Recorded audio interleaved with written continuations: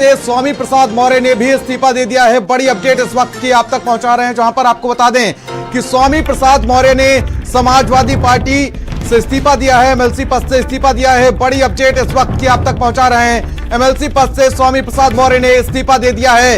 यह बड़ी खबर, विधान परिषद के सभापति को पत्र लिखकर अपना इस्तीफा सौंप दिया है। यह बड़ी अपडेट, स्वामी प्रसाद मौर्य ने समाजवादी पार्टी से इस्तीफा दे दिया है, एमएलसी पद से इस्तीफा दे दिया है। सपा की प्राथमिक सदस्यता से भी स्वामी प्रसाद मौर्य ने इस्तीफा दे दिया है। बड़ी अपडेट इस वक्त की आप तक पहुंचा रहे हैं। स्वामी प्रसाद मौर्य का एमएलसी पद से इस्तीफा, उन्होंने सभापति को इस्तीफा दिया है। एमएलसी पद से भी अब उन्होंने इस्तीफा दे दिया है। आपको बता दें कि समाजवादी पार्टी के महासचिव पद से अभी कुछ दिन पहले ही उन्होंने इस्तीफा दिया था, लेकिन अब उन्होंने एमएलसी पद से भी अपना इस्तीफा सौंप दिया है।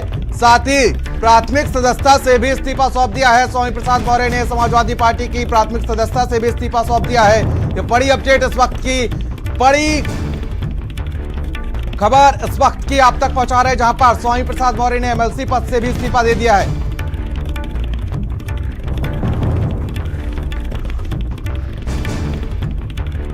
ठीक है वीरेंद्र जी, हमारे स्टेट हेड लगातार हमारे साथ बने हुए। वीरेंद्र जी, देखिए एक और बड़ा झटका समाजवादी पार्टी को लगातार, जिस तरीके से स्वामी प्रसाद मौर्य के बगावती सुर तो हमने सुने ही थे, लेकिन अब उन्होंने एमएलसी पद से भी इस्तीफा दे दिया है, समाजवादी पार्टी से भी इस्तीफा दे दिया है। किस तरीके से देखते हैं आप?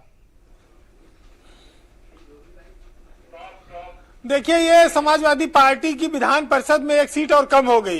ये नुकसान समाजवादी पार्टी का हुआ। स्वामी प्रसाद मौर्य ने विधान परिषद की सीट से इस्तीफा दे दिया है और उनका कार्यकाल लगभग 1.5 साल का हुआ था।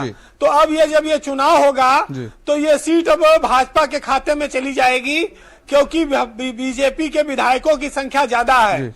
हो सकता है कि स्वामी प्रसाद मौर्य अपनी अलग पार्टी न बनावें और बीजेपी में ही शामिल हो जाएं और बीजेपी उनको फिर से उम्मीदवार बना दे इस सीट के लिए। तो ये दारा सिंह चौहान के मामले में लोगों ने देखा है, और वो चूंकि चुनाव हार गए थे, वो जनता का चुनाव था, लेकिन यहाँ पर ये विधायकों का चुनाव है। तो स्वामी प्रसाद मौर्य की अंदर खाने भाजपा से जरूर बातचीत हो चुकी होगी, तभी उन्होंने ये इस्तीफा दिया है और वो देर सवेर बीजेपी में ही शामिल होंगे।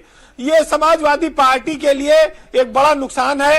नुकसान इस दृष्टिकोण से है, भरोसा टूटने की तरह भी है, क्योंकि अखिलेश यादव ने बहुत भरोसे से उनको तमाम पार्टी के नेताओं को नाम काटकर स्वामी प्रसाद मौर्य को एमएलसी बनाया था। इस विश्वास के साथ बनाया था कि वो पीडीए को आगे लेकर जाएंगे, ओबीसी वर्ग के एक बड़े नेता के तौर पर उनकी पहचान है और वो समाजवादी पार्टी को मेहनत करके आगे बढ़ाएंगे। लेकिन वो जिस तरह से बयान दे रहे थे, उससे समाजवादी पार्टी की छवि हिंदू विरोधी, धर्म विरोधी, देवी देवताओं को अपमानित करने वाली पार्टी के तौर पर होती जा रही थी, जिसकी वजह से उनके ऊपर लगाम लगाना पड़ा।